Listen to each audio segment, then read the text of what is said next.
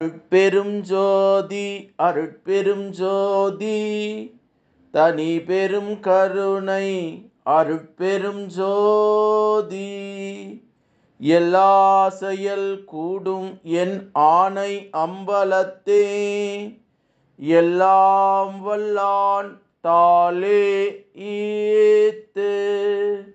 வாழ்க வையகம் வாழ்க வையகம் வாழ்க வளமுடன். குரு வாழ்க குருவே துணை. அருட்பெரும் ஜோதி அகவல் உரை விளக்கம்.